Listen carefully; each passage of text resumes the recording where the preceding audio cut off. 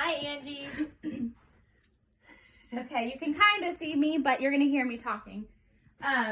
We have the baby prop.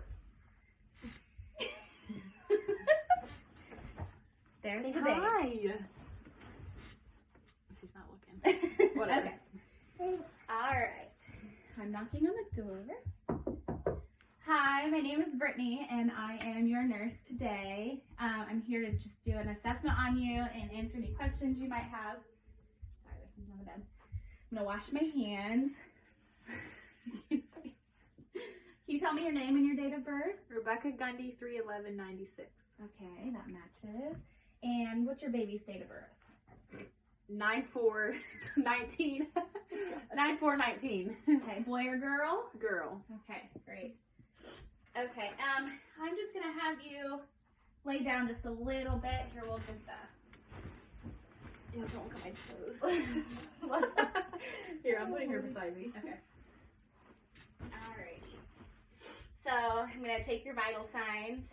I would take your temp, your pulse, your respirations, your blood pressure. Let's see. First thing I'm going to do is I'm gonna check your breasts. Please don't. Sorry. I'm gonna observe for the size, shape, if there's any reddened areas, any engorgement, which you probably wouldn't have at this point because you're only 2 days postpartum. So I would palpate around Please don't. to check and see if there's any cracking in the nipples. Are you breastfeeding? Yes. Okay, good, great. Do you have any soreness when she latches or anything like that? Nope. Okay, great.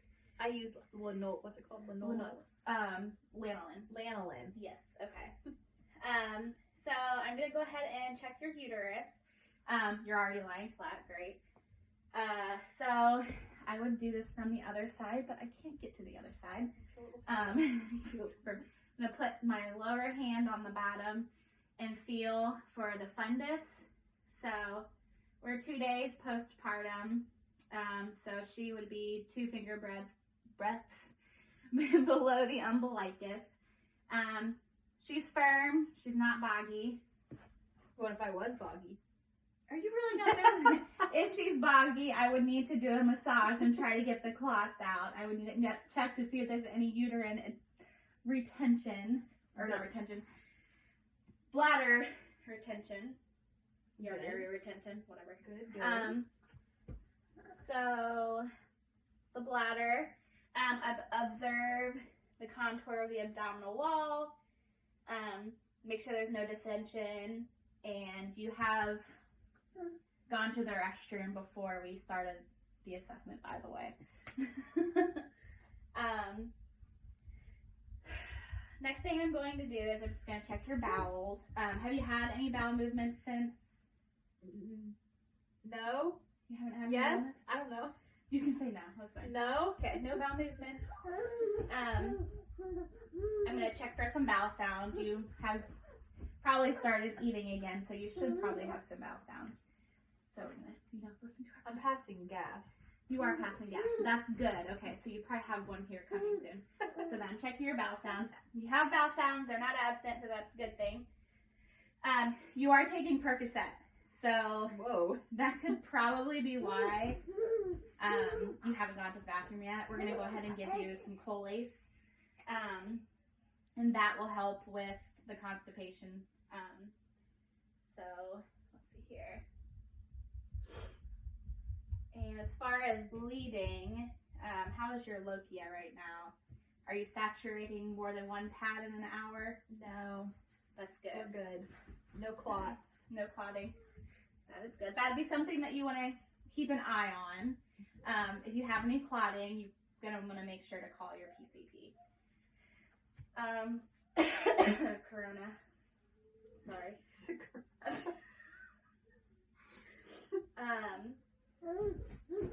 I'm just going to go ahead and assess your lochia and your episiotomy if you had one, which you didn't have one. You had a C-section. Oh. So you didn't. I'm going to go ahead and just check for that lochia. If you can just roll to your side for me, and I'll just. Okay. So, she looks great. There's no blood pooling. You can go ahead and lay back down. At this point, she has just moderate bleeding. Her brain's getting all excited. So if she did have an episiotomy, I would need to. I'm sorry. I feel like you can't see me. I'm so sorry. We're trying our best here. If she had an episiotomy, I'd need to check for redness, ecchymosis, edema, any drainage, the approximation. If she had hemorrhoids present, I would check those as well. I next am going to check the Homan sign. Oh, I moved it. That was fine. Okay. That's good. All right. Let me make sure you can see. Can you flex your feet and pull them back I up? think you can see. You might not be able to. Okay. Any pain at all in your calves or anything No, like just that? sore from my workout. Great. Well, you probably shouldn't work out until your PCP releases you to do so. I don't have to follow those rules. So next thing I'm going to have you do is just go ahead and grab your baby for me. I'll Come hear here. the bacteria, Come here, chunky girl. Okay. So I did go over, if you have constipation, you can take Colace, Docusate sodium. So, as far as your diet, you want to make sure that you're getting extra calories since you are breastfeeding. Extra fluid as well. Her hair is crazy. You're going to have a little bit more, or you're going to void a little bit more because you're trying to get rid of all the extra fluid from birth. Let's see here. Hi. One thing I didn't go over with you was any symptoms that you're going to look for as far as postpartum depression, baby blues. Baby blues are definitely normal. That's going to last for 2 weeks, right? 5 to 7 Oh, days. okay. Just kidding. But if you notice anything that goes beyond the 2-week period, you're probably going to want to get a hold of your PCP, and they're going to want to see you and assess you further. Contraceptives, that's one thing you need to go over too. Amen. You are breastfeeding, but that does not mean that you can't get pregnant. You need to still use condoms. You're going to need to maybe take birth control if that's the route that you choose to go. But you definitely don't want to have sex for 4 to 6 weeks until your body can heal because you do have open sores within. You did expel a placenta in a child, so you would want to make sure that that is all healed, and your doctor will see you in that time frame too to release you to resume your sexual activity.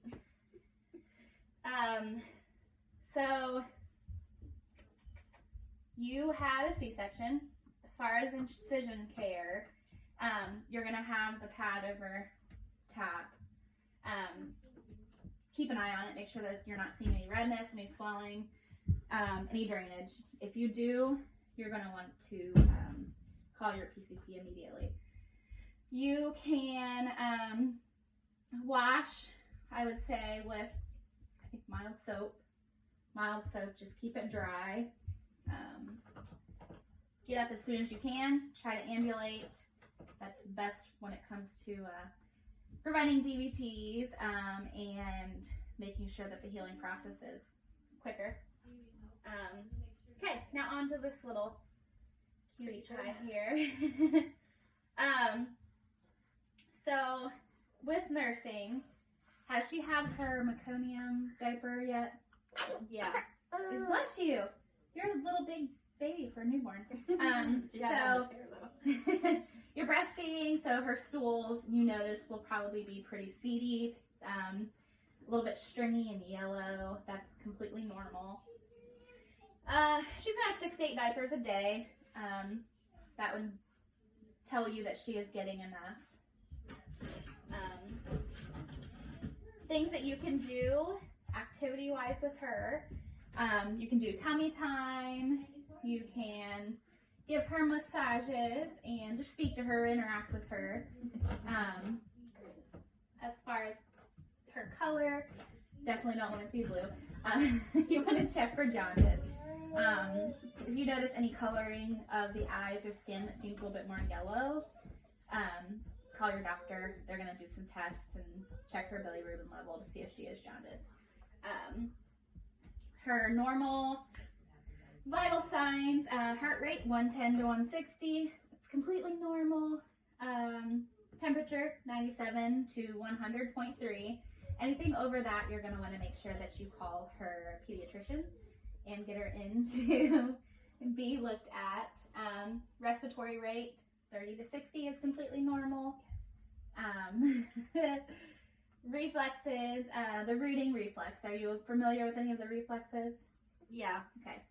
So you know, since you've been breastfeeding, that when she starts to turn her head into you, she wants to breastfeed. And the Babinski. Yes. Okay. So the Babinski Your foot. with her toes. Hopefully Are it's you gonna gone do by it? now. Are you gonna do it? She's tickled. She's so So yeah, if you would strike her toes, kind of tickle them a little bit, her feet would spread out, or her toes would spread out. They would hyperflex. So if you do the palmar grasp, let's see if we do it. Let me see. Haha, you're a little bit older. Yep, she's gonna grab it, wrap her fingers around it. The Moro reflex, which is if you kind of assist her in a falling position, close to the ground, she's gonna startle. It's gonna scare her just a little bit. That's right. Just kidding. The suck reflex, stick a finger in her mouth, she's going to suck it. Plantar palmar, I went over both of those. The stepping, babies know how to step, ingrained in them. You're gonna put her on her feet, hold her, and she'll be able to kind of move her feet along a little bit. Let's see here.